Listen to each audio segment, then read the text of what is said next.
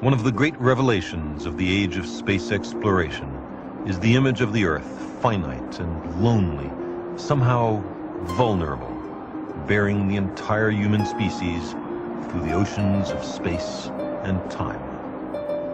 Here we are on a planet which is about 5,000 million years old. The sun around which it goes is not much older. It is part of a galaxy which is perhaps 10 or 12,000 million years old, which is one of perhaps hundreds of thousands of millions of other galaxies.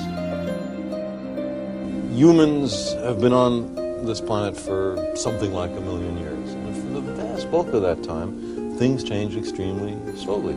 The population increased very slowly, our technology improved, but by very slow steps. And just recently, get a huge increase. You know, this is what's called an exponential. It's flat for a long time, and then boom, increase in population, increase in technology, increase in pollution, increase in our powers to disturb the environment, to change the planetary environment. But we're the same old human beings as we were 1,000 years ago and 100,000 years ago. Not much has changed with us. And so it's very hard for us to catch on that there's a new situation and we have to adapt to it. On the other hand, that's one thing we humans are good at, adapting, figuring out.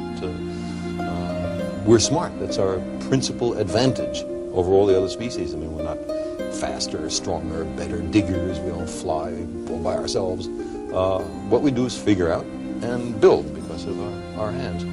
The ancient myth makers knew we're children equally of the earth and the sky. In our tenure on this planet, we've accumulated dangerous evolutionary baggage, propensities for aggression and ritual, submission to leaders, hostility to outsiders, all of which puts our survival in some doubt. We've also acquired compassion for others, love for our children, a desire to learn from history and experience, and a great, soaring, passionate intelligence, the clear tools for our continued survival and prosperity. Our ability to understand things instantly, so-called common sense, derives from a certain range of size and speed and duration that are appropriate for human existence. We know about things from 1/10 of a millimeter to a few kilometers, from a fraction of a second to a lifetime, and so on. So when we are dealing with matters of quantum physics, where particles have a size of 10 to the minus 13th centimeters, or in cosmology, where we are talking about 10 billion light years or more, it is very reasonable that our intuition is not adequate to the task.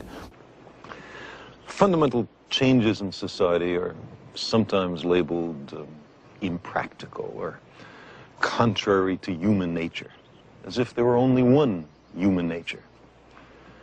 But fundamental changes can clearly be made. We're surrounded by them.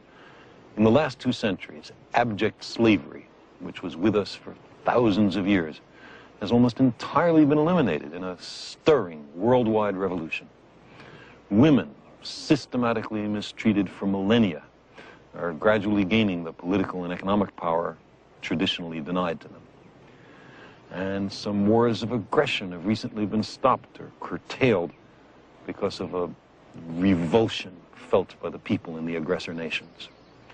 If a 5 or 6 year old asks why the moon is round or why grass is green, the usual adult answer, at least in my experience, is to discourage the child. Say, what shape did you expect the moon to be? Square? Or what color did you expect the grass to be? Blue? Instead of saying that those are interesting questions, let's try to find out the answer, or maybe nobody knows the answer, and when you grow up, you'll be able to discover the answer. It would be very healthy for the human species if there were less discouragement and more scientists. It's not that pseudoscience and superstition and New Age so-called beliefs and fundamentalist zealotry are something new. They've been with us for as long as we've been we've been human. But we live in an age based on science and technology with formidable technological powers. Science and technology are propelling us forward at accelerating rates. That's right. And if we don't understand it, by we I mean the general public, if it's something that, oh, I'm not good at that, I don't know anything about it, then who is making all the decisions about science and technology that are going to determine what kind of future our children live in? Just some members of Congress? But there's no more than a handful of members of Congress with any background in science at all. And this combustible mixture of ignorance and power, sooner or later, is going to blow up in our faces. I mean, who is running the science and technology in a democracy if the people don't know anything about it? Science is more than a body of knowledge. It's a way of thinking, a way of skeptically interrogating the universe with a fine understanding of human fallibility. If we are not able to ask skeptical questions, to interrogate those who tell us that something is true, to be skeptical of those in authority, then we're up for grabs for the next charlatan, political or religious, who comes ambling along. It's a thing that Jefferson laid great stress on. It wasn't enough, he said, to enshrine some rights in a constitution or a Bill of Rights. The people had to be educated, and they had to practice their skepticism and their education. Otherwise, we don't run the government. The government runs us. The global balance of terror, pioneered by the United States and the Soviet Union, holds hostage all the citizens of the earth. Each side persistently probes the limits of the other's tolerance, like the Cuban Missile Crisis, the testing of anti-satellite weapons, the Vietnam and Afghanistan wars. The hostile military establishments are locked in some ghastly mutual embrace. Each needs the other. But the balance of terror is a delicate balance, with very little margin for miscalculation. And the world impoverishes itself by spending $1 trillion a year on preparations for war, and by employing perhaps half the scientists and high technologists on the planet in military endeavors. We have let all sorts of social programs languish, as we have permitted the amount of poverty in children to increase. Before the end of this century, more than half the kids in America may be below the poverty line. What kind of a future do we build for the country if we raise all these kids as disadvantaged, as unable to cope with the society, as resentful for the injustice served up to them? This is stupid. And then what happened with the resources is they went into increasing budgets for arms. Isn't that where the money went? That and making rich people richer. The money all gets reinvested. If you've got money, you put it in the bank lends it out to people to buy homes or cars or whatever. Not poor people, but not poor people. Well, that's a good point. It tends to stay up at that highly stratified, More people get employed with capital formation and stuff. But I believe that the government has a responsibility to care for the people. I'm not talking about dole. I'm talking about making people self-reliant, people able to take care of themselves. There are countries which are perfectly able to do that. The United States is an extremely rich country. It's perfectly able to do that. It chooses not to. It chooses to have homeless people. And this country has vast wealth. You just look at what something like Star Wars, the money spent on Star Wars, already spent $20 billion on it. If these guys are permitted to go ahead, they will spend $1 trillion on Star Wars. Think of what that money could be used for, to educate, to help, to bring people up to a sense of self-confidence. We are using money for the wrong stuff. So that's another calibration of how serious the stakes are these days, how high the stakes are, putting greenhouse gases in the atmosphere promises, if that's the right word, a global catastrophe. In the particular field that I'm involved with, the exploration of planets, there we have opened up a universe of wonders. We have looked close up at dozens of new worlds, worlds that we never saw before. When you study these other worlds, you learn about this one. It's a very important fact. By comparing our world with other worlds, you can see a lot of things that can go wrong. Venus, for example, has this immense greenhouse effect. Surface temperature is hot enough to melt tin or lead. Anybody who says the greenhouse effect is just some fantasy, all they have to do is look at Venus. A very important object lesson. You put gases like carbon dioxide or CFCs, other greenhouse gases, into the atmosphere over this country. They don't stay over that country. Those molecules don't have passports. They don't know about national sovereignty. That's something they never heard of. The atmospheric circulation spreads those gases all over the planet. And so what one country does affects all the other countries. That's serious stuff. The depletion of the ozone layer lets more ultraviolet light from the sun down to the surface of the Earth. Skin cancer is a serious consequence, but the more serious aspect of it is that the ultraviolet light attacks the little one-celled plants that are at the base of the food chain. You know, those are the guys that the next guys eat, and the next guys, and way up at the top of that ecological pyramid, there's us. And we're ultimately eating the one-celled plants that have been processed through lots of intermediate plants and animals. And it's clear, it's a very thin atmosphere.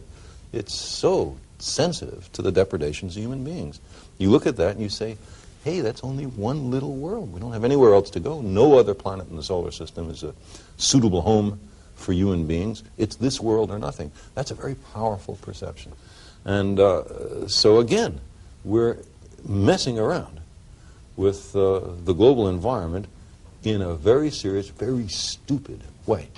And we just have to get our technology in hand. It's not enough to say that corporations can do whatever they want as long as they make a profit. Not if they're putting at risk people all over the world. They can't. There has to be a new way of approaching this. And we can't say that one nation can do what it wants within its borders. Because, as I said before, what you do in one country's borders has consequences all over the planet. The solution to these kinds of problems has to be that everybody on Earth works together. And so I think there's certainly a chance of getting out of this mess, but not by business as usual, not by the idea that we shouldn't plan ahead, not by the idea that anybody can do whatever the hell they want and it doesn't affect the environment. So there has to be a new way of looking at the future, and that is that we're all humans, members of the same species, on one fragile little planet. We're all in this together, and we have to work together. That's kind of the silver lining of these crises. They are forcing us to become a planetary species. Which aspects of our nature will prevail is uncertain, particularly when our visions and prospects are bound to one small part of the small planet Earth.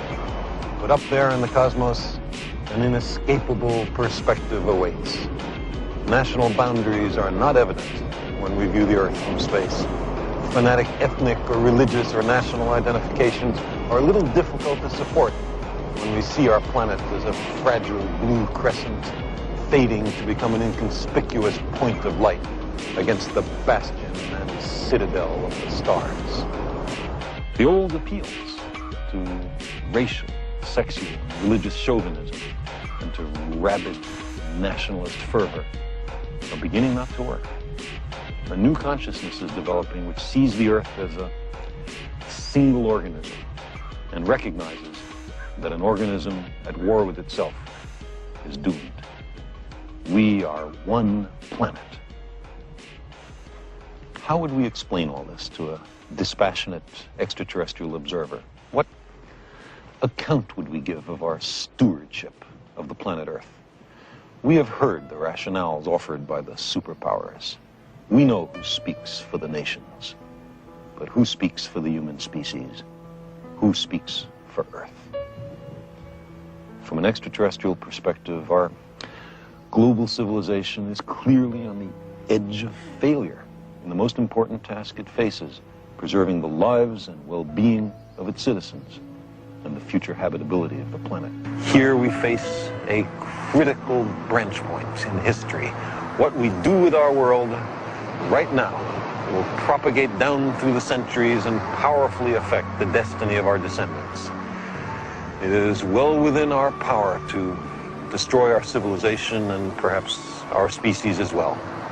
If we capitulate to superstition or greed or stupidity, we can plunge our world into a darkness deeper than the time between the collapse of classical civilization and the Italian Renaissance. But we are also capable of using our compassion and our intelligence, our technology and our wealth to make an abundant and meaningful life for every inhabitant of this planet, to enhance enormously our understanding of the universe and to carry us to the stars.